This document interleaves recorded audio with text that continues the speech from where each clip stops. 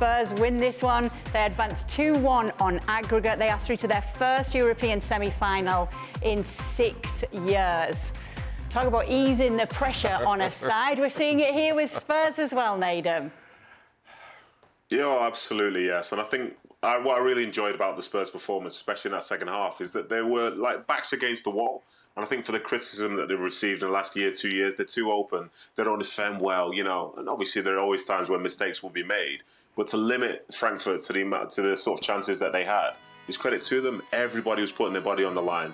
They were finding times where they knew they had to go up the pitch. They weren't just trying to play it short. They were trying to find people that would take the ball up the pitch, like Kulusevski having to come on. You know, for Maddison, obviously that was a shame for Maddison, but it made a big difference. Here's a ball carrier, but then the decision-making was good. They did everything that they could to try and stifle the attack of the opposition, which again is something that we have not really seen from them throughout long periods this season. So it was a great away performance in Europe, holding on to a lead. And again, ask yourself, did you expect that from Spurs? I'll be honest, I didn't. I think lots of other people didn't as well. But I think they're very deserving of being in the next round. And as I say, for them to be able to do it the hard way by winning away from home, you know, credit to them, and why would the belief not be high for them? Because at the end of the game, you saw those scenes, people jumping on the manager, people hugging each other. That means everything to them. So it's very easy for us to write them off, but they believe in each other, and that's what matters. And Nedum's right, because it wasn't the easiest of places to go. It's a team with recent history in this tournament. It's a team that's doing well in the Bundesliga. This was always going to be a tough task for them on paper.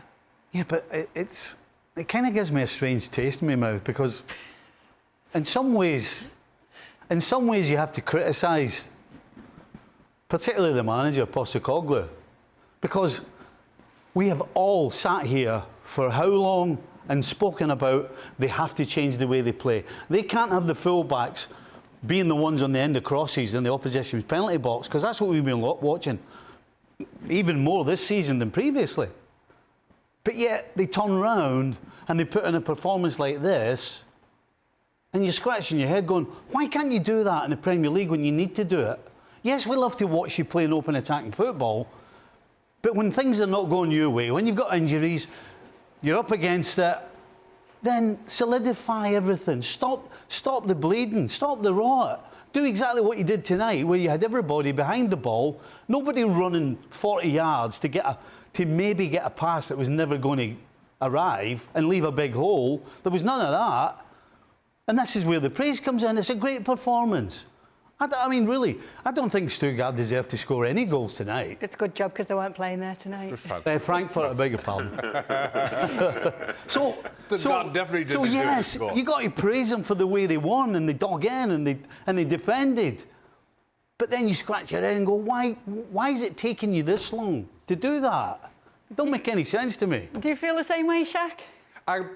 I do. I think, well, clearly the story here is Ange Postecoglou. I mean, I'll be honest, I think I'm like Nedum. I didn't see Spurs winning this in a month of Sundays. I really didn't. And I thought all the conversation would be, well, what happens tomorrow? Or exactly how much longer does Postecoglou have? Because let's be honest, now that they're out of this competition, he's out of a job. But it easily was Spurs' most balanced performance that we've seen for quite some time, if not this season. And again, against decent opposition. Frankfurt are no pushovers. Just look at the Bundesliga table to remind yourself of that. But they produce this performance. And, okay, the goal does come from the penalty spot. I thought absolutely it was a penalty. But then just kind of the professional performance that we were talking about, that maybe Manchester United lacked when they were 2 up, you saw that from Spurs. A professional performance that you could argue, again, you have not seen for quite some time from Tottenham Hotspur. So you then question again, is it just about that Spurs realize well, I don't know what their ambition is in the league anymore, but they're not going down, they're not going to even finish in the top half of the table. All the eggs are in this basket again, and if that is the focus, never mind what happens on a Saturday or a Sunday in the league, we're all concerned about our Thursday night games, and that's the only thing that matters, because that was a performance of a team that said it mattered. I'm sure it won't matter to the higher-ups and Daniel Levy, but you did see at the end of that game as well, the players celebrating with Postecoglou himself and celebrating with his coaching staff, which does show that he matters to them. It does. It also shows that everybody understands the pressure. Everybody's aware of the conversations that are being had, whether they're being had upstairs in the Spurs Stadium or just around desks like these. They are all aware of it, aware of what's being said, and aware of the consequences of this competition. And it showed, and credit to them, because if that's it, you need that. If Spurs and while we're touching distance of winning the Europa League, they need to have that every Thursday night in this competition if they are to win those next 3 games. Nedum? Yeah, what I would say, I saw those scenes, and I want to believe in them. I really do. But I think Stevie, Shaka, the people that have been on the show who've played, when you've had a good win, I think you'll hug anybody. So let's not overreact to it just that much, because as far as it goes, this is a great moment. We're all here. Somebody's hugging me. Who is it? Oh, it's the manager. Okay, great. Yeah, everything's fantastic. But for them, they put the work in, and ultimately, whether they believe in the manager or they don't, they believed in each other, and they believe that there's a chance for them to win a trophy here. So credit to them for that performance, and hopefully for their sake, they can have more of that between now and the end of the season. Oh, everyone gets a hug when you win it. Oh, you've disappointed me now. I